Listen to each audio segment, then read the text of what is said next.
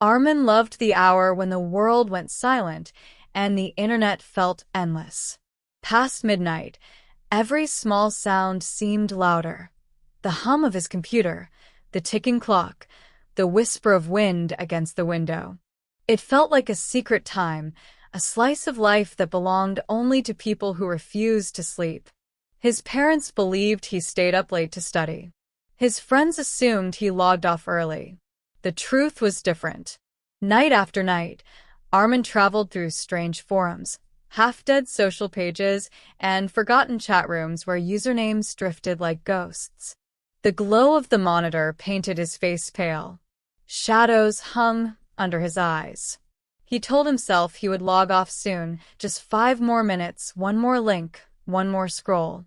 That was always the rule, and he always broke it. At exactly 2:13 a.m., a soft notification sound cut through the quiet. A new message. Armin froze. Almost no one messaged him privately. His accounts were locked down, his friend list small. For a moment he wondered if it was spam or some automated bot. But the words on the screen made his skin tighten. Unknown user. Are you awake? He leaned closer to the monitor. The profile picture was blank.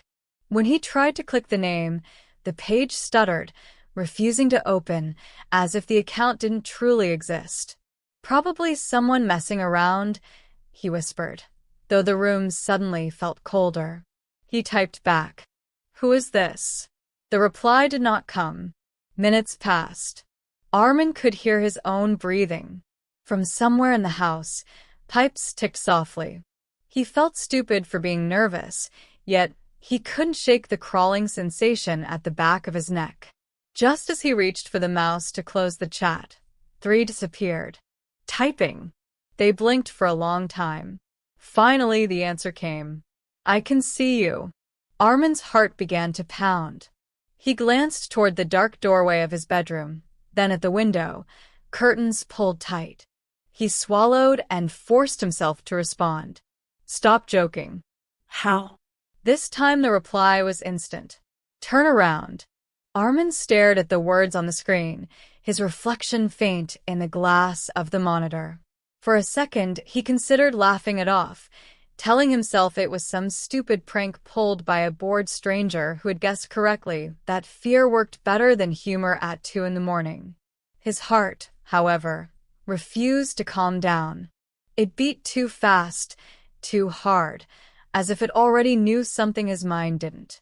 Then another notification appeared. Video file received. The cursor blinked beside it. Patient, waiting. Armin whispered, "No, no, no." He should close the laptop. He should block the user, shut everything down, go to sleep, and forget it. Any sensible person would. But curiosity wrapped around his fear, tightening like a knot. If he didn't watch it, he would lie awake imagining worse. With trembling fingers, he clicked. The video filled the screen. Black and white. Low quality. The camera wobbled, as if held by unsteady hands. For a moment, he saw only a narrow stretch of wall and shadow. Loud breathing rasped through the speakers, slow and wet, too close to the microphone. "Is this supposed to scare me?" he muttered, though his voice shook. The camera lifted. A hallway came into view. Armin frowned. Something about it tugged at his memory. The carpet pattern. The crack in the paint near the light switch. His stomach dropped. Family photographs lined the wall. His childhood birthday, his parents on vacation, the frame he had broken and glued back together. It was his hallway. The timestamp in the corner flickered. Live. Armin shoved his chair back so violently it crashed to the floor. "That's not possible," he said, louder now, as if volume could turn it into a lie. He rushed to his bedroom door and yanked it open. The real hallway outside was empty. Dark. Silent. But from the laptop, the breathing continued. The camera moved forward, drifting, floating, inch by inch toward his room. Toward him. Armin looked between the screen and the hallway, his mind refusing to connect the two. On the monitor, his bedroom door stood closed. In reality, it was wide open. On the screen, the handle began to turn. Inside his room, the lights flickered. A new message popped up in the corner. "Why did you open it for me?" Armin's first instinct was denial. Things like this didn't happen outside movies and creepypasta threads. There had to be an explanation: editing tricks, stolen photos, some hacker playing with him through the webcam. Yes, that had to be it. Someone had accessed his camera, manipulated footage, created an illusion strong enough to make him panic. Breathing hard, he reached forward and slammed the laptop shut. The sound cut off instantly. No more footsteps, no more wet, rasping breath. The sudden silence rang in his ears. He stood there for a long moment, hands pressed against the lid, afraid that if he lifted it again the nightmare would restart like a paused video. "This is stupid," he whispered. "Just stupid." He laughed once, short and weak. After nearly a minute, he slowly sat back down. His heart was still racing, but embarrassment began mixing with fear. What if it really was just a prank? Something he would remember tomorrow and feel ridiculous about? He opened the laptop. The desktop appeared, normal, calm, unchanged. The chat window was gone. No unknown user. No messages. No file. Armin searched his notifications, his downloads, even his browser history. Nothing. It was as if the conversation had been erased from time itself. "See," he muttered. "Fake." But then he noticed something that made his mouth dry. There was a new icon on the screen. He was certain it hadn't been there before. A small black square with a white symbol shaped like an eye. Under it, a name. iWatch. Armin frowned. "I didn't install this." He right-clicked. Delete. An error message appeared. Access denied. His internet. Maybe it was remote control software. Panicking again, he reached down and ripped the Wi-Fi adapter from the port. The connection dropped. The icon pulsed. Without him touching anything, the program opened. A video feed loaded, grainy but clear enough. It showed his bedroom. From above, as if a camera were stuck to the ceiling, staring down. Armin slowly tilted his head upward. Paint. A crack. The motionless fan. Nothing else. But on the screen, his chair was not empty behind him anymore. A tall shape stood there, crooked, its limbs too long, its head bent sharply to one side like a broken doll. Watching. The chat notification appeared again, though there was no chat window. "Now you see me." Armin didn't think. Thinking would mean accepting what he had seen, and if he accepted it, he might freeze. So he ran. His legs slammed into the desk, pain shooting up his shin, but he barely felt it. He bolted through the doorway, down the hall, his breath tearing in and out of his chest. The house that had always felt safe now seemed unfamiliar, stretched, the shadows deeper than they had any right to be. Behind him, he imagined long limbs unfolding, something slipping across the ceiling, keeping pace without needing to hurry. "Dad," he shouted, his voice cracking. "Dad, wake up." He burst into his parents' room without knocking. His mother stirred, confused, while his father jerked upright, already annoyed at being pulled from sleep. "What happened?" his father demanded. "There's someone in my room," Armin gasped. "On my computer, he was right behind me. I saw him." His father rubbed his face, trying to clear the fog of dreams. "What someone? How would anyone get in?" "I don't know. Please, just come." The urgency in Armin's voice finally cut through the irritation. His father got out of bed and walked with him down the hallway, turning on lights as they went.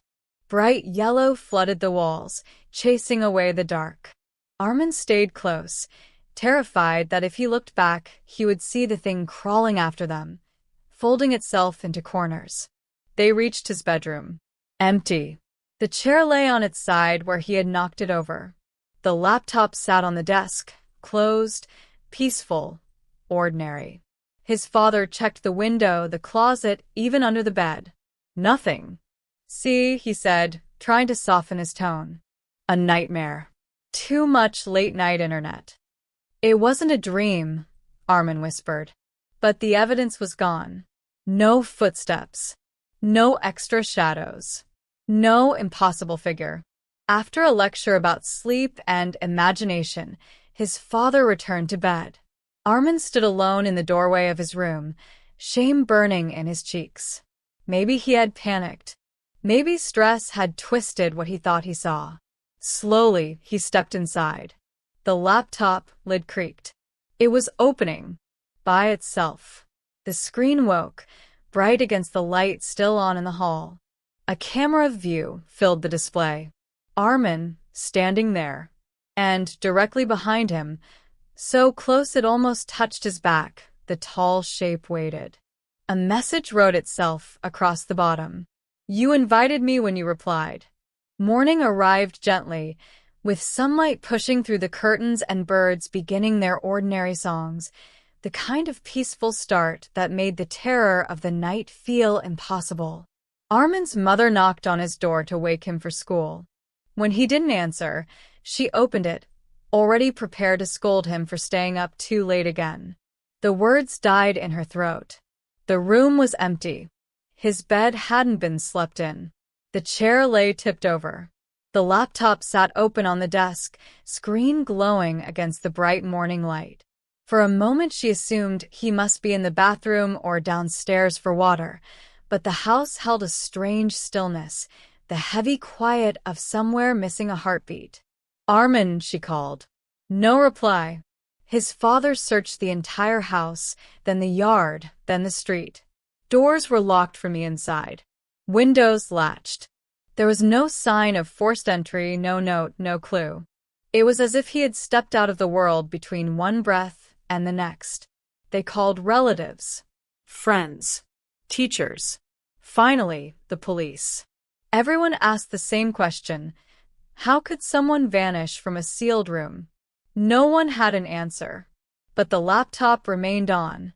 An officer tried to close it, yet the touchpad flickered, and the screen shifted to a chat page none of them recognized. A single account was active. Unknown user. The status beneath the name read, Online. At first, nothing else happened. The police took photos, whispered to one another, suggested hackers, kidnappers, runaway theories. The device was bagged as evidence. That should have been the end. It wasn't, because that night, far away in other homes, in other quiet bedrooms, people sitting alone at their computers began to receive a message from a profile with no picture and no history. Are you awake? Most ignored it. Some, curious, replied. Those who answered received a live video feed. Their own room, filmed from somewhere high above, where no camera could possibly be. And in the corner of the screen stood a boy, pale, terrified, eyes begging. They could hear him through their speakers, voice shaking, repeating the same broken warning. Don't answer, please don't let it in. But curiosity is stronger than fear. Fingers always touched the keyboard. Replies were always sent. And the contact list of the unknown user kept growing, one sleepless person at a time. Status. Online. Forever.